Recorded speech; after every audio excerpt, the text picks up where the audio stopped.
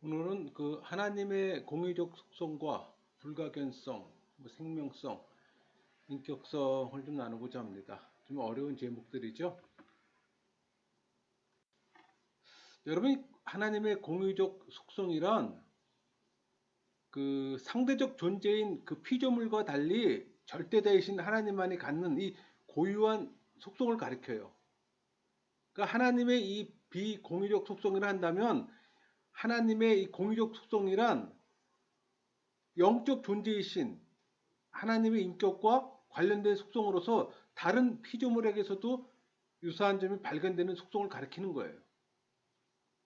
이제 그런 속성들을 우리는 공유적 속성이라고 이야기합니다.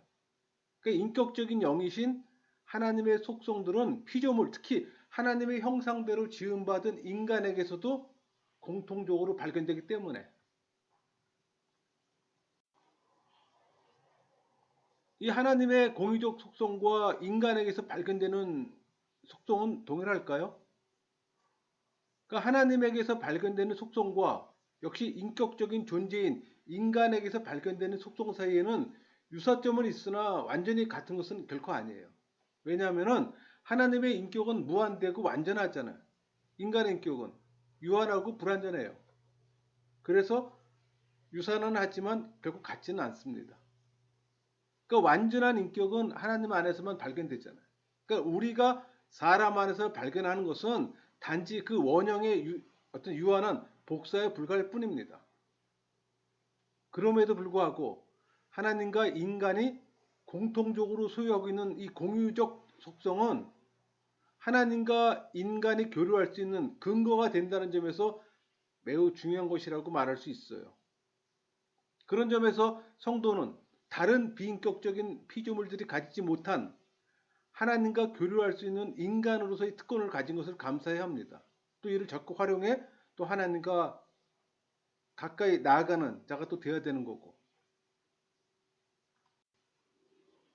여러분, 하나님의 공의적 속성은 몇 가지를 구분할 수가 있는데 그게 영적 속성, 지성적 속성, 도덕적 속성, 주권적 속성입니다. 오늘 우리가 다룰 거는 이 영적 속성분을 좀 다룰 겁니다. 근데 어떤 애는 이 네 가지에다 하나 더 추가로 유복적 속성이라고 해서 5가지로 분류하는 학자들도 있어요. 여러분, 하나님의 이 공의적 속성을 알 때 얻게 되는 유익이 있어요. 그러니까 성경에 계시되는 이 하나님의 비공의적 속성들과 더불어 이 공의적 속성들도 잘 연구하고 또 배워야 하는 겁니다. 그러니까는 왜냐하면은 그래야만 하나님을 보다 깊이 알 수 있기 때문에 또 성도들이 하나님을 제대로 알아야 또 세상의 헛된 우상들에게 미혹당하지 아니할 뿐더러 성경의 참 하나님을 또 올바로 또 섬기며 또 친밀하게 교제할 수 있어요.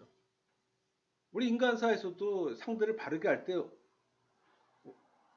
온전한 교제가 이루어질 수 있잖아요.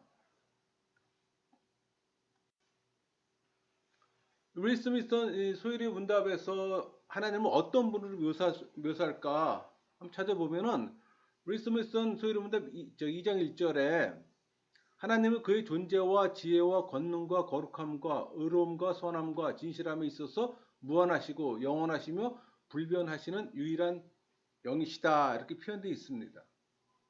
여기서 우리가 이 하나님의 여러 속성과 더불어 분명히 알 수 있는 사실은 하나님은 영이라는 사실이에요.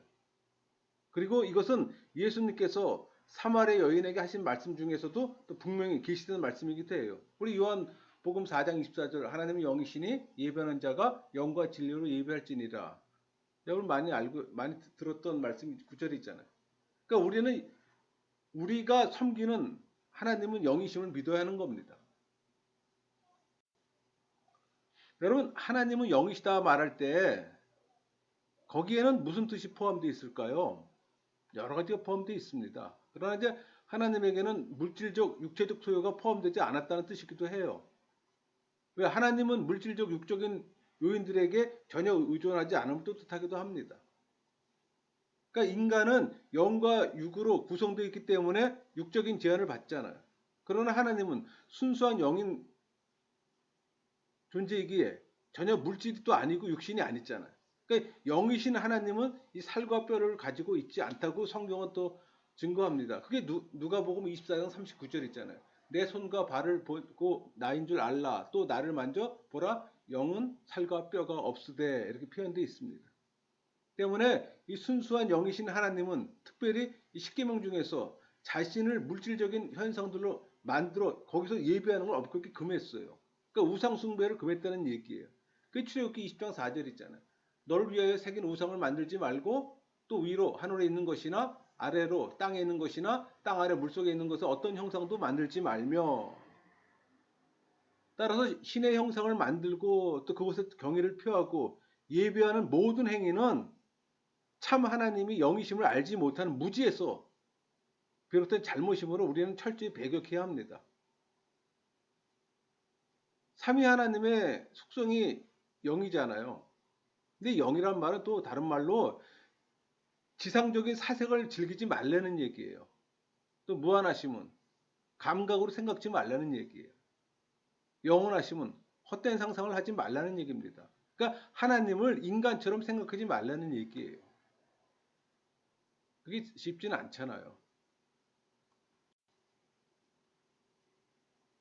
하나님은 왜 순수한 영이셔야 할까요? 하나님이 결코 어떤 물질적 요소를 취할 수 없는 이유는 분리되고 변질되는 어떤 원자들로 구성된 물질은 절대 무한할 수가 없잖아요. 불변할 수 없기 때문에. 따라서 무한하시고 불변하시는 하나님은 반드시 순수한 영이어야 합니다. 또 순수한 영일 수밖에 없어요.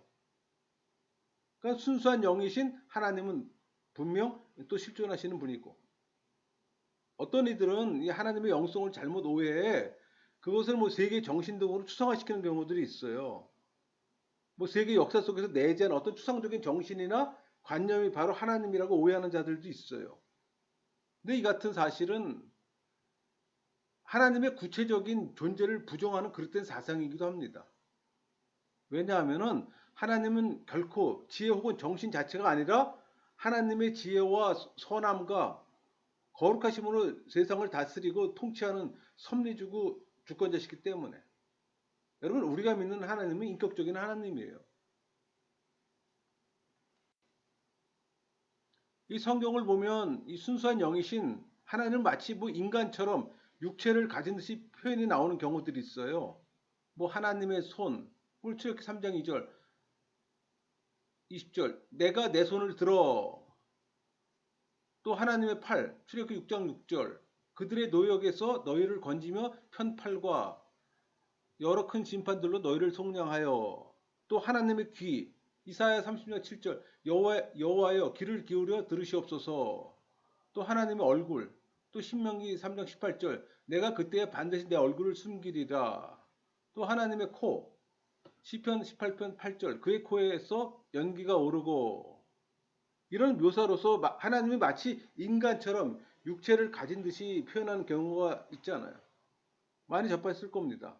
근데 여러분, 이 같은 성경의 표현이 하나님은 비물질적이고 비육체적인 순수한 영인 사실과 배치되지 않아요. 왜냐하면 하나님을 육체를 지닌 것처럼 표현한 것은 사실적인 묘사가 아니라 비유적인 표현이에요.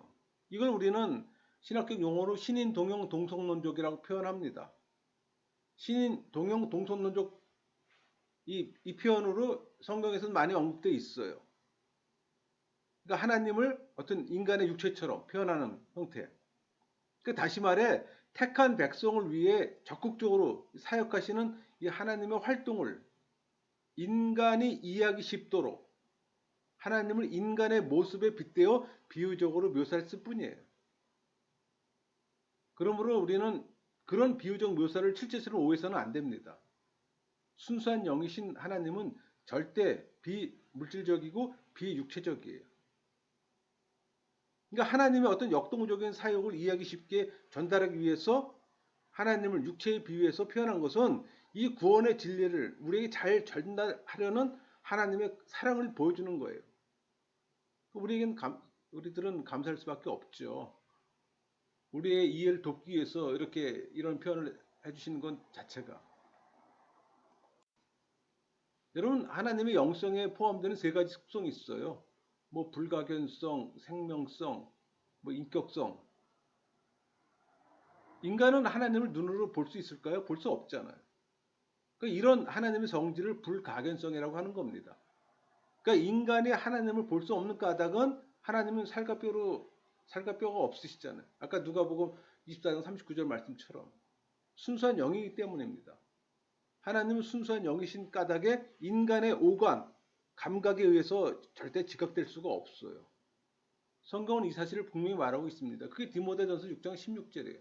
오직 그에게만 죽지 아니함이 있고 가까이 가지 못할 빛에 거하시고 어떤 사람도 보지 못하였고 또 볼 수 없는 이신이 그에게 존귀와 영원한 권능을 돌릴지어다. 아멘.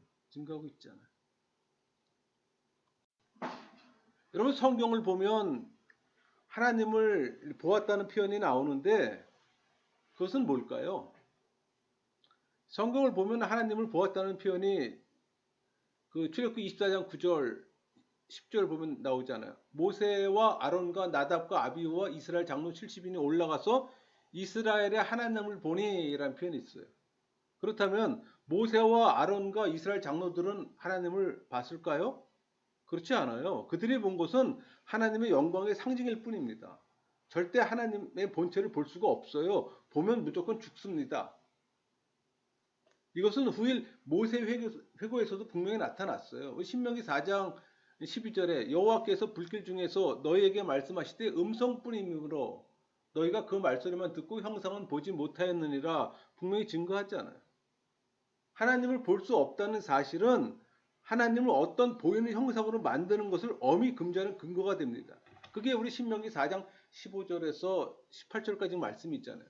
여호와께서 호렙산 불길 중에서 너희에게 말씀하시던 날에 너희가 어떤 형상도 보지 못하였은즉 너희는 깊이 삼가라. 그리하여 스스로 부패하여 자기를 위해 어떤 형상대로든지 우상을 새겨 만들지 말라.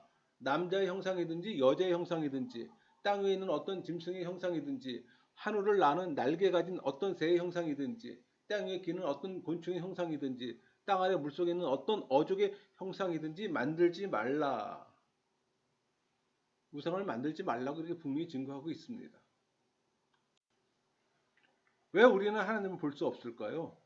뭐 당연히 하나님은 순수한 영이기 때문에 볼 수가 없죠. 우리 인간들은 순수한 영이신 하나님을 절대 볼 수 없습니다. 이것도 하나님께 스스로 밝히 말씀하신 바가 있어요. 그게 출애굽기 33장 20절이잖아요.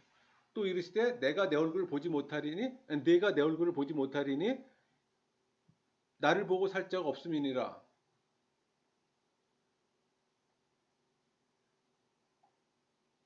성경에서 하나님을 보았다는 표현이나 또는 하나님이 사람에게 또 사람 혹은 천사의 형태로 나타났다는 그 기록이 있어요. 그러나 이는 하나님께서 그 영광의 광채를 잠시 뭐 상징적으로 드러내셨거나 또는 계시의 방편상 잠시 눈에 보이는 형체를 취해 외면적으로 계시하셨을 뿐이에요. 결코 하나님께서는 그 본체를 나타내신 것이 아닙니다. 이 문제에 관한 하나님의 말씀은 매우 분명해요. 우리 디모데전서 6장 16절 볼까요? 어떤 사람도 보지 못하였고 또 볼 수 없는 이시니 그렇게 지금 표현되어 있잖아요. 그렇다면 영은 왜 보이지 않을까요?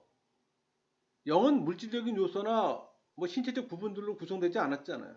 그 속성나 무형이에요. 또 비합성이고 또 불멸이에요. 그 영은 물질이나 육체를 초월하는 것으로 이 보이는 이 비물질이나 육체에 적용되어 어떤 뭐 제약이나 변질이나 파멸 등의 전혀 영향을 받지 않아요. 그러므로 영은 인간의 오감으로는 식별할 수가 없는 겁니다. 또 순수한 영이신 하나님께 생명성이 있다고 하면 또 무슨 의미일까요? 하나님은 살아계신 존재라는 뜻입니다. 영은 그 자체가 생명이에요. 따라서 순수한 영이신 하나님은 사시는 하나님이에요. 그러니까 자기 속에 생명을 가지신 분이에요. 우리 요한복음 5장 26절 아버지께서 자기 속에 생명을 있음같이 아들에게도 생명을 주어 그 속에 있게 하셨고 오직 그에게만 죽지 아니함이 있는 겁니다. 우리 디모데전서 6장 16절 오직 그에게만 죽지 아니함이 있고 가까이 가지 못할 빛이 거하시고 순수하신 영이신 하나님은 생명 그 자체입니다. 그러니까 또 생명의 원천으로서 모든 생명체를 또 창조하신 분이에요. 따라서 자신은 물론 모든 피조물들의 어떤 존재와 활동의 무한한 근거의 또 원천이 되는 겁니다. 여러분, 하나님께서 이 무한한 생명력을 가졌다는 사실은 또 우리들과 무슨 관련이 있을까요? 모든 피조물들의 생명은 하나님께 전적으로 의존할 수밖에 없음을 보여줍니다. 왜냐하면 영원토록 스스로 살아 계시는 하나님은 순수한 영으로서 모든 생명의 원천이 되시기 때문에 인간이 영생할 수 있는 근거도 하나님 안에서 찾아야 함을 또 보여줍니다. 그러니까 영원하신 생명력을 지니신 하나님께서 인간에게 영생을 주실 때만 인간은 영생할 수 있는 겁니다.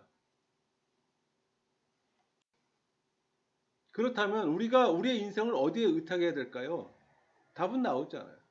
많은 사람들은 자기 인생의 목표를 뭐 돈이나 명예나 권세 가진 데 두는 경우가 많아요. 이것들에 또 의탁해서 인생의 또 행복을 찾으려고 하는 게 보통 일반적인 사람들의 삶의 모습입니다. 그러나 그 어느 것도 인생의 행복을 보장하지는 못해요. 왜냐하면 이러한 것들은 영원하지 못하잖아요. 어제나 오늘이나 영원토록 사시는 이 하나님의 생명의 원천으로서 우리 인생들의 생명을 창조하신 하나님, 바로 그 하나님께서 우리 인생들의 생사화복을 홀로 주관하시기 때문입니다. 이 사실을 깨닫고 항상 하나님 앞에서 겸허하고 또 감사하는 신앙 자세로 살아가야 하는 겁니다. 나아가 우리에게 생명 주신 그 하나님을 또 찬양해야 합니다. 우리 시편 150편 6절 호흡 있는 자마다 여호와를 찬양할지어다. 할렐루야.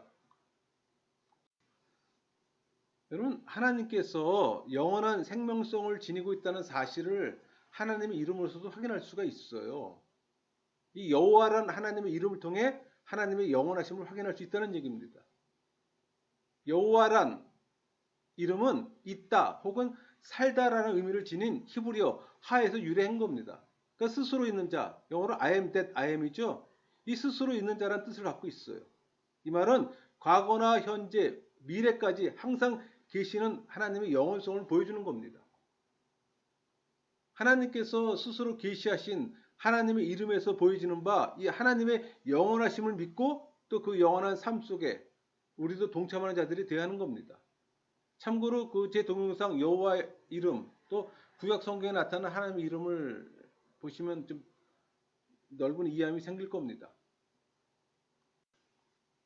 여러분, 순수한 영이신 하나님께 인격성이 있다는 것은 무슨 뜻일까요? 하나님은 자기 행위의 어떤 주체자로서 스스로 의식하고 또 스스로 결정하실 수 있는 능력이 있다는 뜻입니다. 그러므로 하나님은 나는 뭐뭐이다, 나는 뭐뭐한다 등과 같이 스스로 말씀하시고 행동하시는 거예요. 그리고 인간이나 천사와 같은 다른 어떤 인격적 존재들과 나, 너, 우리, 그런 인격적 관계를 맺고 또 인격적으로 교류하시는 겁니다. 만약에 하나님이 인격성을 지니지 않고 있다면 어떻게 될까요? 만약 하나님이 인격적 존재가 아니라면 그 하나님은 오늘 우리들과는 아무런 관계도 맺을 수 없는 추상적인 존재가 되고 마는 거예요. 그러니까 하나님과 교류하지 못하는 분들에게 적용되는 얘기입니다. 하나님의 인격성이 있어도 성령 세례를 받지 못하면 교제하지 못하잖아요. 그래서 성령 세례 받아야 되는 게 그만큼 중요해요.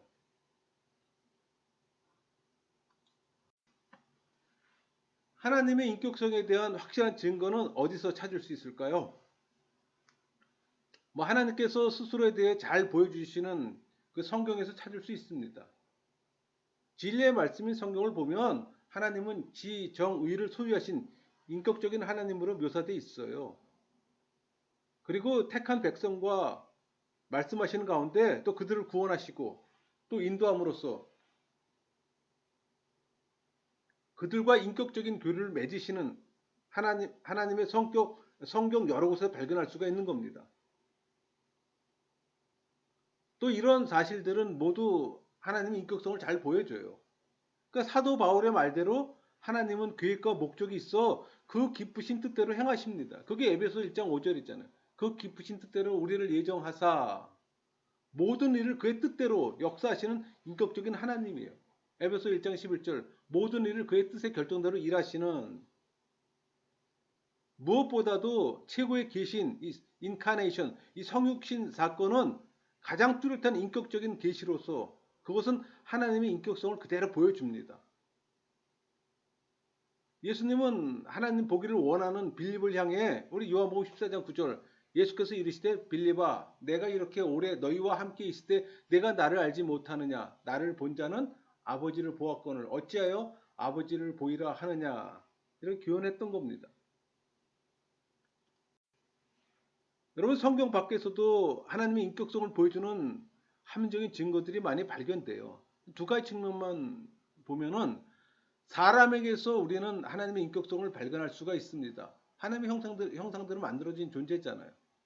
또 우주를 통해 우리는 하나님의 인격성을 또 발견할 수 있어요. 여러분, 사람이 하나님의 인격성을 증거해줘요. 사람은 인격적인 존재잖아요. 그리고 이런 사람의 인격성을 설명하기 위해 또 인격적인 하나님이 또 요구됩니다. 그러니까 사람은 인격적인 피조물이므로 그를 창조한 하나님 역시 인격적인 존재임이 틀림이 없는 겁니다. 그것은 원인은 반드시 결과의 어떤 전부를 설명해야 하는데 충분해야 하기 때문에. 그러니까 사실 인간이 인격적인 존재인 것은 인격적 존재이신 하나님의 형상대로 창조되었기 때문이에요. 우리 창세기 1장 26에서 27절 하나님이 이르시되 우리의 형상을 따라 우리의 모양대로 우리가 사람을 만들고 그들로 바다의 물고기와 하늘의 새와 가축과 온 땅과 땅에 기는 모든 것을 다스리게 하자 하시고, 하나님이 자기 형상 곧 하나님의 형상대로 사람을 창조하시되 남자와 여자를 창조하시고, 분명하게 증거하잖아요. 또 사람의 이 도덕적 종교적 특성도 역시 하나님의 인격성을 증거합니다. 그러니까 사람의 도덕적 특성은 옳은 것을 행하는 이 책임감을 부여하며 그것도 인격을 지닌 존재임을 또 전제하는 거예요. 또 사람의 종교적 특성은 어떤 절대적 존재와 인격적 교류를 추구하도록 고무시키며 또 인격적인 하나님을 요청케 합니다. 인간을 지으시고 인간과 교류하시는 이 하나님은 분명 인격성을 지닌 분이면 확실합니다. 또 하나님께서 창조하신 우주는 필연적으로 또 하나님의 인격성을 증거해요. 눈을 들어 우리가 살고 있는 우주를 한번 바라보세요. 여러분, 그곳에서 무한한 지성과 또 온화한 감성, 또 전능한 의지와 또 흔적들을 발견하게 될 겁니다. 이 모든 것들이 그냥 우연하게 존재하며 운영될까요? 아니에요, 여러분. 창조주 하나님의 탁월한 인격성이 반영된 결과입니다. 우리는 우주로부터 어떤 인격적인 존재로서의 창조주 하나님을 발견하게 되는 거예요. 우리 시편 19편 1절 하늘이 하나님의 영광을 선포하고 궁창이 그의 손으로 하신 일을 나타내는 도다. 여러분들의 사고가 여기까지 나가야 되는 겁니다. 여러분, 우주를 바라보면 우리가 깨달을 수 있는 게 뭘 깨달을 수 있을까요? 전능하신 창조주 하나님의 인격을 지닌 분임을 깨달아야 합니다. 하나님은 사람과 우주를 창조하신 인격적인 하나님이시잖아요. 그러기에 우리는 사람과 우주를 통해 그런 흔적을 찾아볼 수 있는 겁니다. 인격을 지닌 사람이 그런 사실을 부인하게 되면 결국 자기 자신의 존재 근원이 부인되는 결과가 되고 말아요. 여러분, 하나님의 인격성을 인식해야 합니다. 하나님은 절대 인격 없는 추상적인 존재가 아니에요. 하나님은 살아계셔서 우리들과 너와 나, 아버지와 자녀라는 이 구체적인 인격적 관계를 맺으시고 교제하시는 분이에요. 인간이 그걸 느끼지 못할 뿐이지. 그래서 성령 세례 받아야 되는 게 바로 그런 개념이에요. 종교인들은 결코 느낄 수가 없어요. 성령이 내 안에 내주할 때만 느낄 수가 있는 겁니다. 왜? 성령 하나님이 하나님이기에. 하나님이 내 안에 내주하는 거예요, 여러분. 그럴 때만 하나님을 알 수가 있고 저 우주를 통해서도 하나님을 인식할 수가 있고 사람을 통해서도 하나님을 인식할 수가 있는 거예요. 그러기에 우리는 하나님을 나의 주라고, 나의 아버지라고 부르잖아요. 또 역경 중에 도움을 호소하기도 하고, 또 고난 중에 하나님의 손길을 의지하며, 또 기쁨 중에서 하나님을 찬양하는 겁니다. 이 모두는 하나님의 인격성을 전제로 할 때 가능한 일이에요. 하나님이 인격적 존재가 아니라면 그렇게 할 수가 없죠. 여러분, 이 귀한 교리를 마음에 새기면서 어떤 세상의 철학과 궤변에도 흔들리지 아니하는 성숙한 신앙인이 되기를 소망합니다. 디모데 3장 9절로 마무리하겠습니다. 그러나 어리석은 변론과 족보 이야기와 분쟁과 율법에 대한 다툼은 피하라. 이것은 무익한 것이요 헛된 것이니라. 말씀을 마치겠습니다.